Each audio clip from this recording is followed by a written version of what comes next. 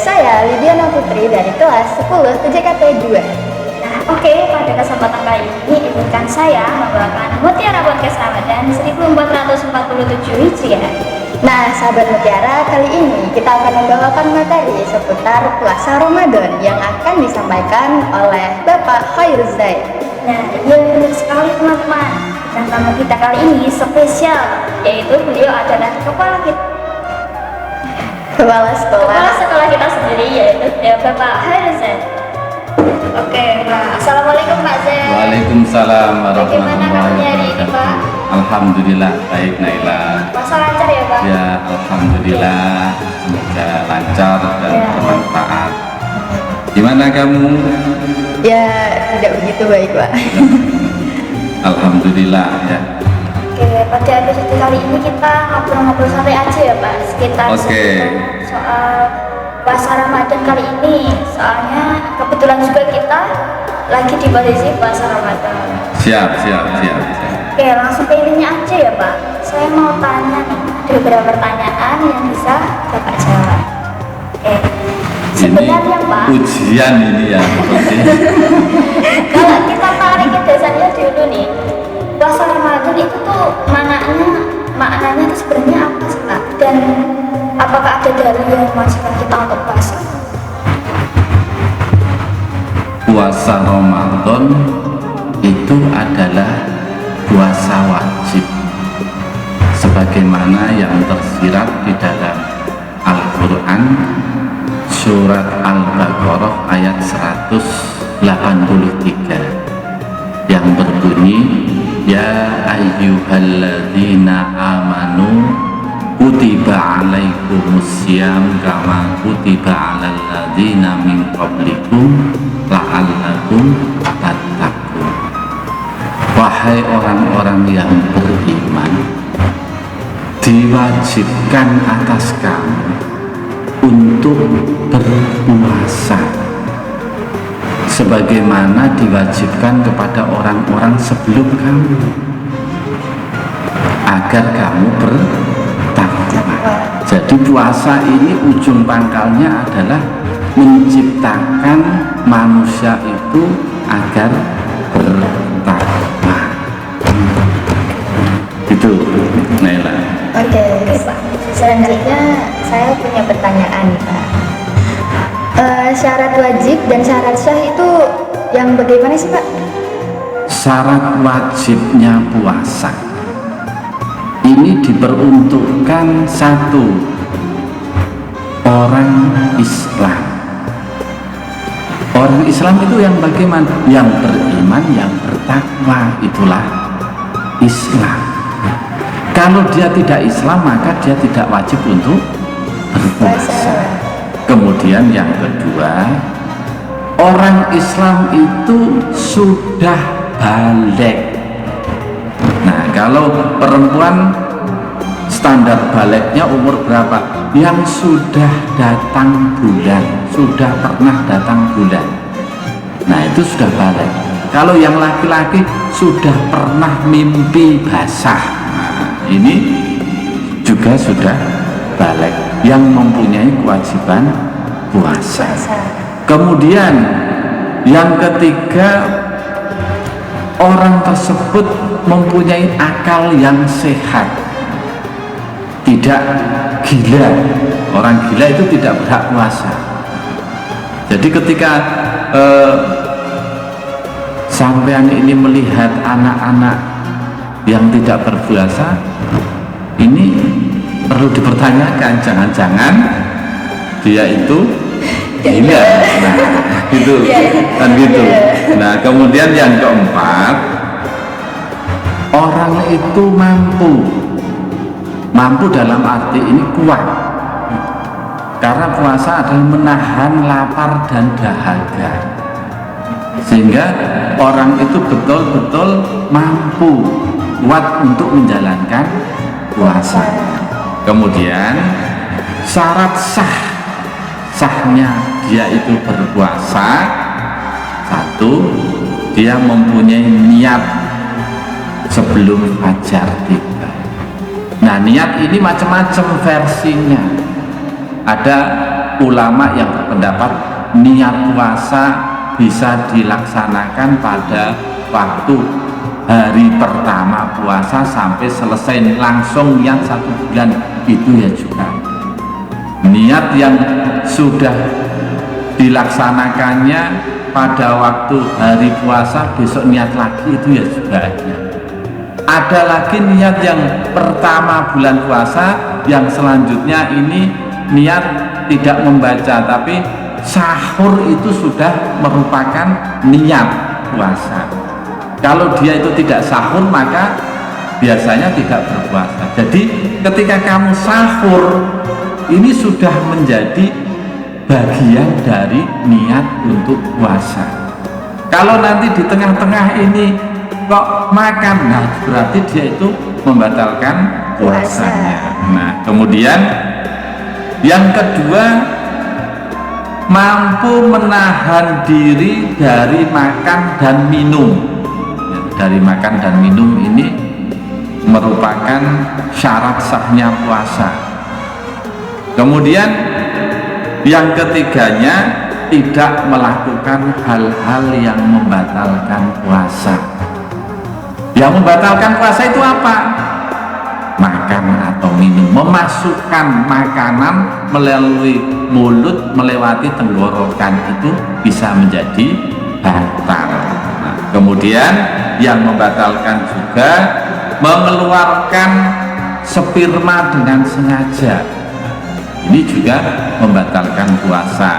Kemudian berhubungan dengan suami istri, ini membatalkan puasa, apalagi tidak suami istri, dosa besar. Kemudian muntah, nah itu bisa membatalkan puasa karena keluar, bukan hanya memasukkan, keluar, mengeluarkan melalui tenggorokan kemudian lewat mulut, ini juga bisa menjadikan batal. Nah kemudian yang terakhir, murtad, orang yang keluar dari agama Islam, ini juga dapat membatalkan puasa.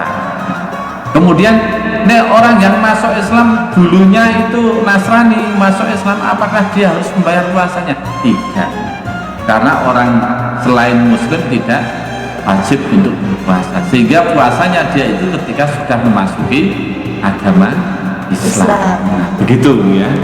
Jadi banyak sekali ya Pak penyebab yang membatalkan puasa. Iya, ya, jadi sebenarnya sedikit ya. Tapi ketika kamu belum tahu, sehingga kelihatan banyak sekali. Ya. Nah seperti halnya kentut di dalam air, mosok kowe kentut ning jero banyu itu batal? Tidak batal. Nah, tidak batal. Keluar darah yang dimaksud itu pun juga keluar darah nifas atau darah haid. Kalau kita hanya ngiris bawang kemudian kena tangannya muncul darahnya, tidak membatalkan puasa. Nah, jadi misalkan telinga kemasukan air itu batal, itu juga tidak membatalkan puasa. Kalau menurut Imam Malik, kalau menurut Imam Syafi'i bisa menjadi batal, karena Imam Syafi'i itu salah satu tokoh yang selalu berhati-hati dalam kesucian, sehingga dia ketika kentut dia langsung wudhu, ketika dia kentut pegang Al-Quran dia wudhu. Nah itu Imam Syafi'i. Nah Jadi gitu. setiap sesuatu yang dilakukan itu harus kayak suci dulu gitu ya Pak? Gimana? Harus suci dulu gitu ya? Iya itu Imam Syafi'i. Kalau Imam Maliki itu boleh, memperbolehkan. Makanya ketika orang Muhammadiyah membaca Al-Quran tidak diawali dengan wudhu boleh. Nah sekarang itu Al-Quran kan sudah dikemas begitu banyak. Di HP Anda ada Al-Quran, berarti kamu harus berwudhu? Kan tidak. Nah, kemudian kalau HP-nya ketinggalan di jalan, kemudian berwudhu, kamu tak wudhu dulu, sedang hilang HP-mu, karena tidak suci. Itu gitu ya. Oke. Untuk pertanyaan selanjutnya nih Pak. Ya. Kalau dalam puasa kan ada beberapa tertentu orang yang gak wajib puasa kayak diberi keringanan gitu loh Pak. Iya. Nah, itu kira-kira siapa saja sih Pak yang boleh? Nah, orang-orang yang diberikan keringanan di dalam puasa, yang pertama adalah orang yang sakit. Orang yang sakit ini orang yang betul-betul tidak mampu berpuasa. Nah, terus bagaimana ketika dia itu tidak mampu berpuasa? Boleh tidak berpuasa, tapi dibayarkan puasanya di bulan-bulan berikutnya. Kemudian apakah boleh untuk membayar fidyahnya? Boleh. Untuk membayar fidyahnya itu boleh. Cara membayar fidyahnya itu bagaimana? Memberikan makan satu orang miskin. Nah, ketika misalkan saya ini mau tidak puasa 1 bulan, tidak boleh, karena sudah direncanakan. Yang diperbolehkan adalah tidak direncanakan membayar fidyah. Jadi kamu tidak puasa 1 hari, kamu harus bayar, afdolnya 1 hari itu kamu membayar fidyah kepada orang miskin. Itu berapa duit? Kalau buka sama sahur berarti 40.000, kasih uang 40.000 pada hari itu juga, tidak boleh ditunggu lama-lama, enggak boleh. Nah, pada hari itu. Nah, kemudian orang yang sedang dalam perjalanan atau musafir ini boleh tidak berpuasa atau mendapatkan rukhsah, keringanan. Kemudian yang ketiga, wanita-wanita yang hamil dan menyusui. Kemudian orang tua yang tidak mampu berpuasa dan harus membayar fidyah, orang yang sangat sibuk dan tidak mampu berpuasa. Semua itu ketika orang itu tidak berpuasa, 1, harus dibayar puasanya jika orang itu mampu di bulan-bulan berikutnya sampai bulan Ramadan yang akan datang. Yang kedua, jika orang itu tidak mampu, maka harus membayar fidyahnya. Nah, fidyahnya cara mudahnya itu 40.000 diberikan ke 1 fakir miskin. Apakah boleh diberikan fakir miskin beda-beda? Boleh. Diberikan 1 orang boleh juga. Nah, itu ya. Oke. Jadi kalau misal ada kasus kayak gini Pak, teman saya itu kan sahurnya kesiangan Pak. Misal dia jadi mikir kayak gini, oh sahurnya kesiangan nih waktunya, ya udah nggak usah puasa. Itu gimana tuh Pak? Nah, kebanyakan yang terjadi di masyarakat karena niat yang ikhlas itu belum tertanam, sehingga dia seperti itu. Kalau dia niatnya saya sahur, maka otomatis dia akan bangun sahur. Jika tidak bangun sahur, niatnya itu akan dilanjutkan. Saya tidak sahur, saya puasa atau tidak puasa, dilanjutkan puasa, karena orang ono wong mati gara-gara poso itu ora ono. Nggak ada ya? Nggak ada orang yang meninggal gara-gara puasa, itu nggak ada. Kalau toh dia itu berpuasa itu lebih baik, kalau dia itu tidak berpuasa maka juga tidak baik. Nah itu, apalagi di puasa Ramadan yang pahalanya berlipat-lipat. Itu. Oke, selanjutnya saya mau izin bertanya nih Pak. Ya. Nah, di zaman sekarang ini kan zaman yang sudah berkembang ya Pak. Nah, banyak di kalangan remaja itu yang berpuasa sambil pacaran Pak. Kira-kira itu diterima nggak puasanya? Tidak diterima. Tidak. Dan di dalam faham saya, para ulama berpendapat bahwa orang yang berpuasa itu harus menjauhi hal-hal yang membatalkan puasa, seperti orang pacaran ini dilarang oleh agama, apalagi orang yang belum ada akad pun, belum ada apa-apanya kok tiba-tiba ngajak ngabuburit, nah, terus boncengan kemana-mana, kemudian rangkulan. Nah, ini dapat membatalkan puasa. Sehingga orang yang berpuasa ini semua harus terkendalikan, baik dari hawa nafsunya, baik dari segala macamnya. Ini juga harus dapat mengendalikan, karena puasa ini kan yang berhubungan nafsu dunia. Nafsu dunia itu bermacam-macam ya. Sehingga ini betul-betul dapat mengendalikannya. Seperti itu. Oke, dari penjelasan yang telah Bapak berikan, saya izin bertanya satu lagi. Hikmah dan manfaat puasa saat Ramadan bagi kehidupan pribadi dan sosial seorang muslim. Bagi pelajar kayak kita gitu, Pak. Oke.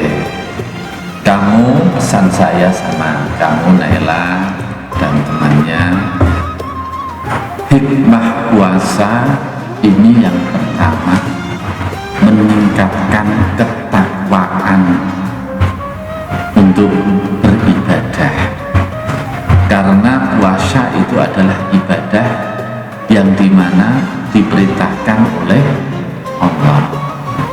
Jadi orang yang berpuasa ini sebagai tolok ukur ketakwaan kepada Allah itu ketika orang itu puasa. Jadi kamu puasa ini jangan sekedar sudah memasuki di bulan puasa tak kosong, jangan, hilangkan ya. Niat kamu sekarang adalah saya ini puasa karena puasa Ramadan itu wajib, sehingga ketakwaan kamu itu betul-betul kadarnya itu benar-benar takwa. Kemudian yang kedua, untuk mengontrol hawa nafsu dari emosi ya, kemudian hawa nafsu dunia ini selalu dikontrol. Kemudian untuk meningkatkan kesabaran, sabar dalam menghadapi kenyataan ini juga. Kemudian untuk meningkatkan empati. Empati itu bagaimana?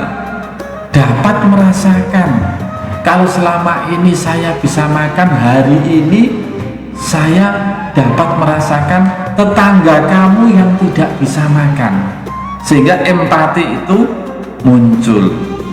Kemudian hikmah yang selanjutnya yaitu dapat membersihkan jiwa dan meningkatkan kesehatan. Karena kenapa meningkatkan kesehatan? Orang puasa ini bukan berhenti, tapi orang lapar itu sel-sel yang ada di tubuh akan memakan sel-sel yang menyerang kita, yang mungkin ada kalanya bibit-bibit tumor-tumor yang ada itu bisa dimakan oleh sel-sel kita. Nah, kemudian yang selanjutnya meningkatkan solidaritas sosial. Ini akan menjadikan bagaimana tingkat sosial kamu. Kemudian yang terakhir, meningkatkan kesadaran akan nikmat Allah. Karena di dalam puasa Ramadan itu ada dua nikmat. Nikmat yang pertama ketika buka puasa. Ketika kamu buka puasa di masjid, hanya teh segelas itu tidak akan menghabiskan buka puasa yang di rumah. Nikmat sekali. Ketika sampai di rumah, orang doyan nonton. Itu nikmat buka puasa. Kemudian yang terakhir, nikmat yang kedua yaitu nikmat ketika siang sahur di siang Ramadan. Makanya sahur itu disuruh mengakhirkan. Kalau buka itu disuruh untuk mengawalkan. Bukan mengawalkan itu sebelum waktunya berbuka, bukan. Ketika waktu berbuka harus membatalkan buka puasa. Nah, itu. Dari penjelasannya Pak Zaid, menambahkan ya Pak, kita jadi tahu ya Pak, di puasa Ramadan ini kita bukan cuma soal menahan lapar atau dahaga, tapi Iya. juga mengontrol emosi diri kita. Iya. Apalagi juga melatih kesabaran kita, kedisiplinan kita juga. Apalagi setiap puasa Ramadan ya teman-teman, pasti perasaan kita tuh selalu sama, yaitu sama-sama menunggu azan maghrib. Iya. Oke, mungkin itu saja sih Pak. Semoga bermanfaat bagi kami untuk sampainya dan bisa dilanjut oleh rekan tadi ya. Oke, sahabat Mutiara, demikian episode Ramadan hari ini. Kami berharap sahabat Mutiara dapat menikmati konten-konten yang kami sajikan. Terima kasih Mbak Nela yang Ya, sudah baik, dan Mbak Diana. Mbak Diana yang sudah memberikan waktu kepada saya, dan terima kasih kepada kalian semuanya yang sudah memperhatikan apa yang saya sampaikan. Kalau ada kekurangan itu adalah dari saya, dan kalau ada kebenaran itu adalah datangnya dari Allah. Fastabiqul khairat. Assalamualaikum warahmatullahi wabarakatuh. Waalaikumsalam warahmatullahi wabarakatuh. Oke, sekali lagi terima kasih ya Pak. Ya teman-teman, mohon maaf ya bila ada salah kata dalam pengucapan atau sekiranya kata yang kurang enak didengar ya, bisa kalian beri komentar apa gitu yang kurang biar kita bisa belajar lebih baik ke depannya ya untuk episode selanjutnya. Oke, mungkin itu saja. Sekian, terima kasih dari kami. Wassalamualaikum warahmatullahi wabarakatuh.